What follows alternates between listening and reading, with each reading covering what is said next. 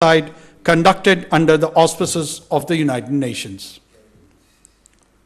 The resolution further provides that any action by the erstwhile India-imposed Constituent Assembly of Jammu and Kashmir to determine the final shape and disposition of the state would not constitute a disposition of the state in accordance with the said principle. The Indian government's actions of 5th August 2019, endorsed by its Supreme Court, are in a clear violation of these provisions. Evidently, India's administrative, political, and legal measures, including a series of sham elections, Article 370 of its constitution, abolition of this article in 2019, and now the Indian Supreme Court's verdict are mere tools to consolidate its occupation. Domestic legislation and judicial verdicts cannot absolve India of its international obligations under the UN Security Council resolutions.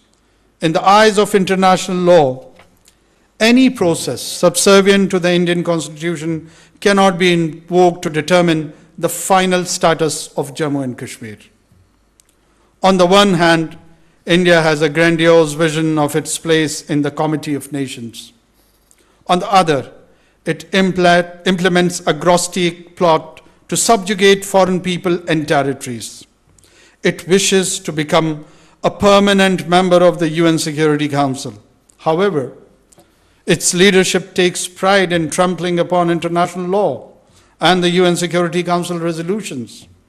These contradictions, reinforced by the ideology of Hindutva, should serve as an eye-opener for the international community.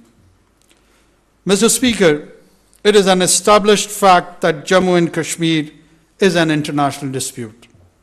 The Indian government or its judiciary have no right to take unilateral measures against the will of other parties to the dispute, that is, the Kashmiri people and Pakistan. Now, verdict of any Indian court can stifle the aspirations of the Kashmir people. They had rejected India's illegal occupation in 1947.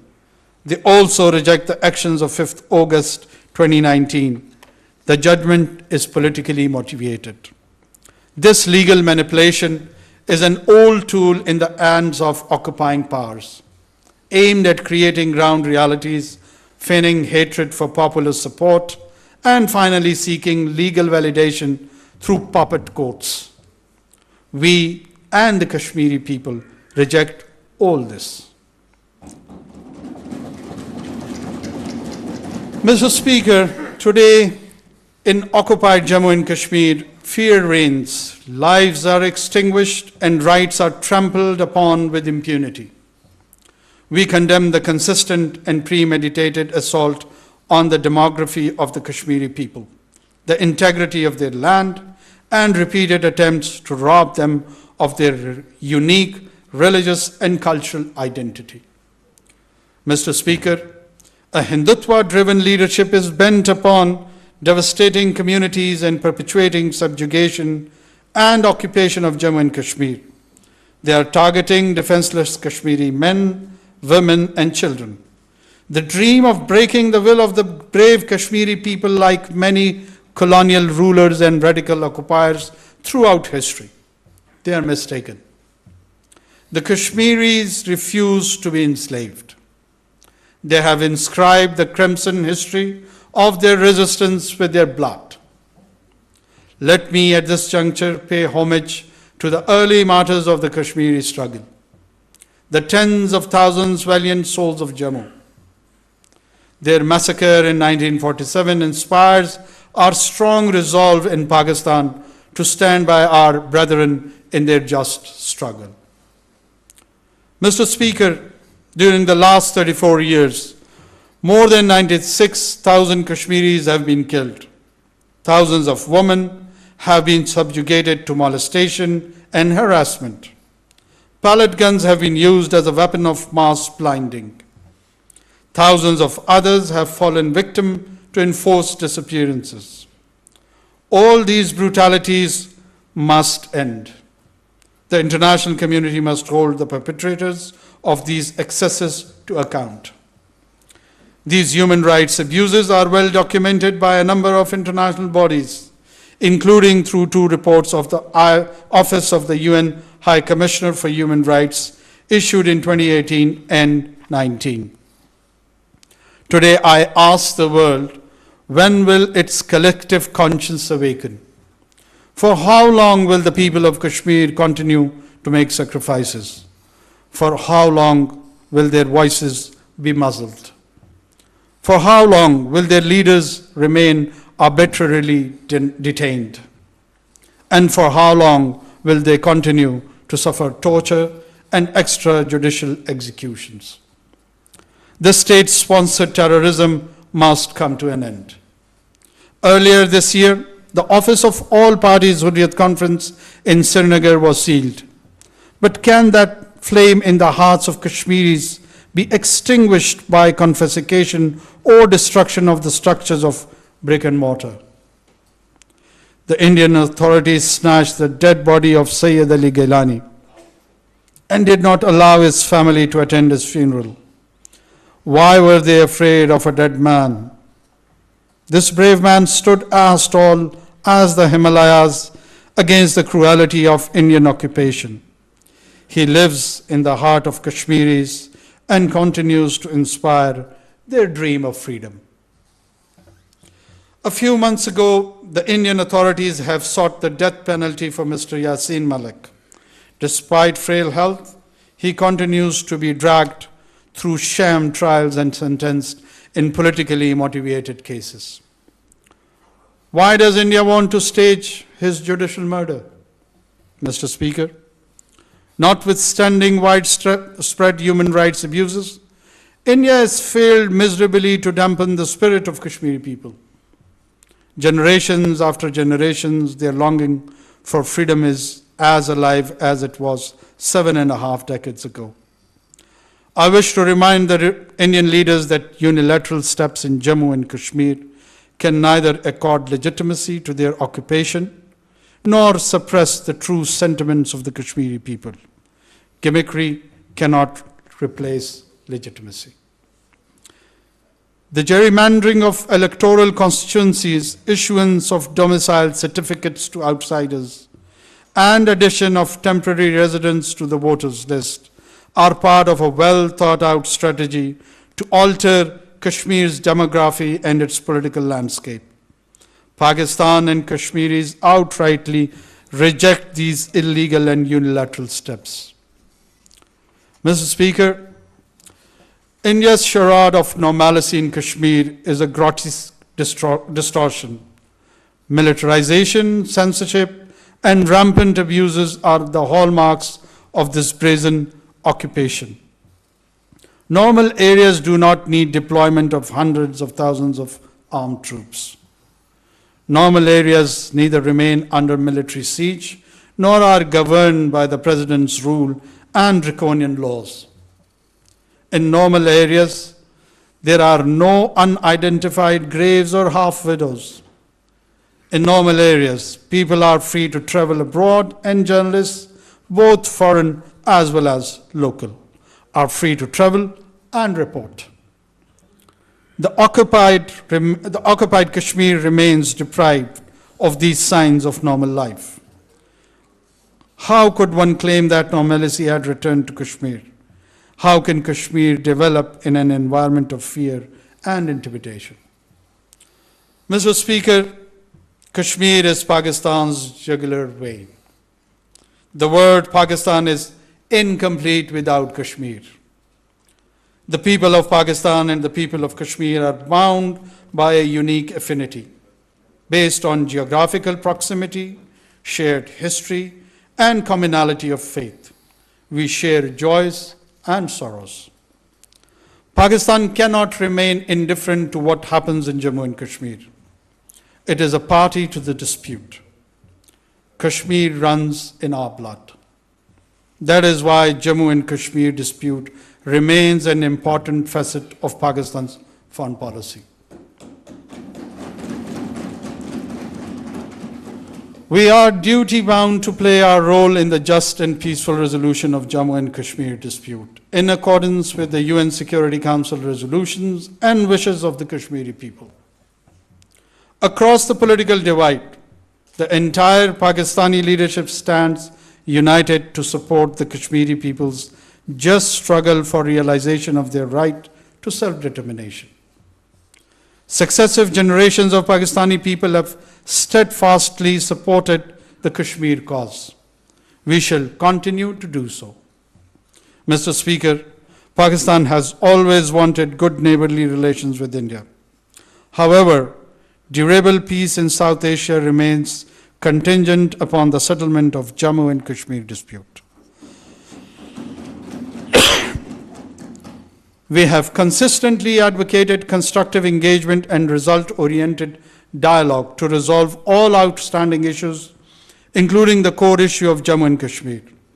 However, India's unabated hostility and retrogressive actions have vitiated the environment. The onus, therefore, remains on India to take the necessary steps to create an enabling environment conducive for a meaningful and result-oriented dialogue. Mr. Speaker, any attempt to label the long-standing struggle of the Kashmiri people as terrorism is an egregious distortion of reality. It is vital to recognize the profound disparity between genuine aspiration of freedom and the blanket accusation of terrorism. These excuses must not serve as a pretext to delegitimize earning for self-determination among occupied people. Mr. Speaker, the Indian leaders are making a number of belligerent statements about Azad Kashmir and Gilgit-Baltistan. Only a few days ago, the Indian Home Minister staked a claim over Azad Jammu and Kashmir while addressing the Indian Parliament. Notwithstanding Indian military and political leaders' rhetoric, Pakistan has exercised maximum restraint. Let there be no misconception that Pakistan would yield to any form of threat or intimidation. We stand resilient in the face of challenges, holding firm to our principles and commitment to safeguarding our sovereignty and interest. Yet our real strength lies in our perseverance, diplomacy, and commitment to dialogue, not in aggression or conflict. Above all, truth is on the side of the Kashmiris and Pakistan. Mr. Speaker, I appeal to all men and women of conscience to urge India to desist from taking unilateral steps to further consolidate its occupation of illegally Indian-occupied Jammu and Kashmir. Revoke its action of 5th August 2019 and the subsequent steps. Provide solemn assurance that it will not change the occupied territory's demographic composition and not allow non-Kashmiris to acquire property or residency in Jammu and Kashmir. Halt its egregious human rights violation. Repeal its draconian emergency laws and withdraw its heavy military presence from Kashmiri cities, towns, and villages. Provide unhindered access to UN, OIC, human rights organization, and international media to investigate and report on the situation in occupied Jammu and Kashmir. Implement fully the relevant UN Security Council resolutions and allow the Kashmiri people to freely exercise their right to self-determination through a UN-supervised plebiscite as was promised to them by India, Pakistan, and the international community. Mr. Speaker, before concluding my remarks, I salute the courage of the Kashmiri people and pay rich tribute to the martyrs. I owe my sincere sympathies to the population of Azad Kashmir, living close to the line of control, who have suffered enormous loss of life and property in the past due to India's aggressive and deliberate shelling. I want to reassure our Kashmiri brothers and sisters of Pakistan's steadfast moral, diplomatic, and political support. We have stood with them over the course of last 7.5 decades and we shall continue to stand alongside them in their just struggle for realization of their right to self-determination. We genuinely wish that our kin across the line of control also enjoys the same rights and freedoms that are being enjoyed by the people on this side. सबसे पहले तो मैं आप लोगों का मशकूर हूँ इस इज़्ज़त अफ़ज़ाई का जो आज इस ऐवान में मुझे बख्शी और मेरी तवस्सुत से पाकिस्तान के ऐवानों में और पाकिस्तानी अवाम में अपनी आवाज़ पहुँचाने की कोशिश की। पाकिस्तान वकील है, लेकिन इस मुकदमे में उसको अपने आबा व अजदाद के हिस्से में जो जायदाद आई है उसका मुकदमा लड़ रहा है। ये मेरी अपनी ज़मीन का मुकदमा है, ये मेरे अपने लोगों का मुकदमा है।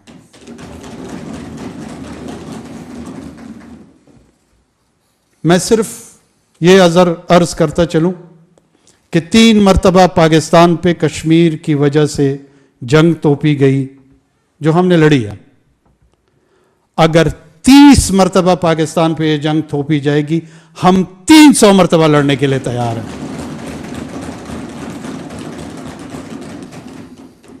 किसी के ज़हन में किसी किस्म का कोई खदशा अगर है तो वो दूर कर ले, वो कश्मीर में भी दूर कर ले, वो पाकिस्तान में भी दूर कर ले, और वो श्रीनगर और बारामूला में भी दूर कर ले। मेरी फर्स्ट लाइन ऑफ डिफेंस यहां नहीं बैठी है, मेरी first line of defence Baramulla और श्रीनगर में बैठी है। जो एजाज, जो कुर्बानी मकबूजा कश्मीर के कश्मीरियों ने दी है, हम सदियों में उन एहसानात को नहीं भुला सकते। हम सब आपके मकरूज हैं, हमारी आवाज, हमारी सदा सुन ले। कर्जा हमारी तरफ है और आपका है। उनकी बच्चियां रेप का सामना कर रही हैं, उनके जवान इनफोर्स डिसअपियर हो रहे हैं। वो हैं असल लोग, वो हैं असल मुजाहिद। जब मैं यहां आपकी बातें सुन रहा था तो मुझे शहीद वानी याद आ रहे थे। जम्मू के शोहदा से लेकर ये मशले राह वानी जिस अंदाज में लेकर चले, ये कश्मीर की आज़ादी के ज़ामिन है। पाकिस्तान अपने कोर इंटरेस्ट से कभी पीछे नहीं हटेगा। हम बिल्कुल अमन चाहते हैं, but peace with justice. We can't and we don't want peace with injustice, and we will not allow to establish a peaceful order based on injustice principles.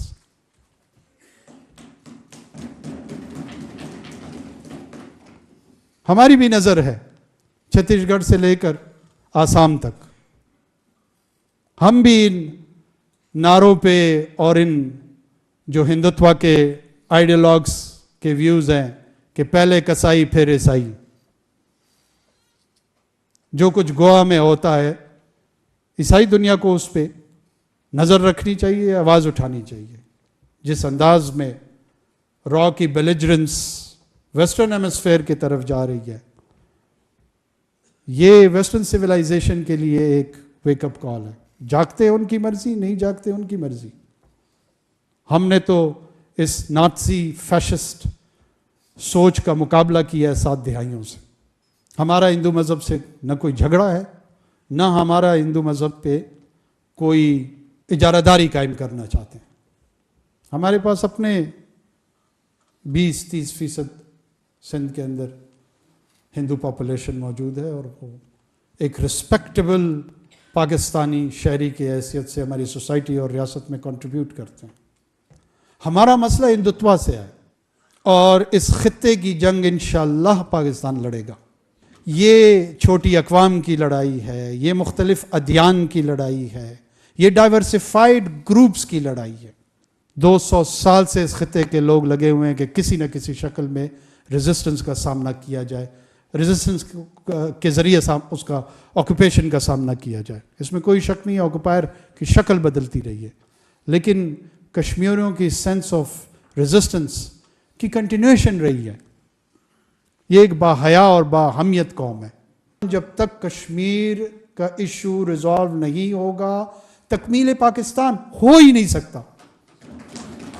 तख्लीक Pakistan हो चुका है, तख्लीक पाकिस्तान हुआ है, 7 दिहाइयाँ उसको गुजरी हुई हैं, तकमील पाकिस्तान होने जा रहा है। आप सबको ये यकीन दिलाता चलूँ, मैं आज हाजिर यही हुआ हूँ और इसी वजह से हुआ हूँ। पाकिस्तान की चाहे फ़ौजी क़यादत है, पाकिस्तान की चाहे सियासी क़यादत है, पाकिस्तान की इंटेलिजेंशिया है, कोई भी ऐसा फ़र्द जिसका असर पॉलिसी मेकिंग में है, उसके जहन में कोई कन्फ्यूजन नहीं है।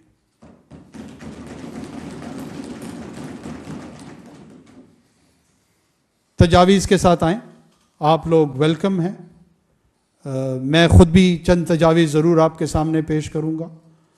आपकी मुशावरत से चलेंगे, अपना मशवरा देंगे, इसलिए देंगे कि ये नहीं कि आपका, ये हम सबका मुश्तरका मसला है। जो तजावीज़ आपकी तरफ से आएंगी, मैं ऑन रिकॉर्ड लेकर पब्लिकली उसको ओन करूँगा। कोशिश करेंगे इस लिमिटेड स्टेंट में जो भी खिदमत आज़ाद कश्मीर की कर सके वो इंशाल्लाह ज़रूर करेंगे। जहाँ कोई कमी कोताही होगी, उम्मीद करता हूँ कि आप उसमें दरगुज़र के जज्बे को सामने रखेंगे, लेकिन मिलजुल के इस सफ़र को आगे बढ़ाएंगे। जहाँ जहाँ इंशाल्लाह जितनी कंट्रीब्यूशन हो सकी वो कश्मीर की आज़ादी के हदफ को उसको पहल देते हुए, उसको प्रायोरिटी देते हुए, और दूसरी सतह पे इसकी माली मावनत, इसका इस्तेहकाम, इसका माशरती इस्तेहकाम, जहाँ जहाँ जो कंट्रीब्यूशंस इंशाल्लाह हमसे हो सकी, वो वादा है कि आपके साथ इस सफ़र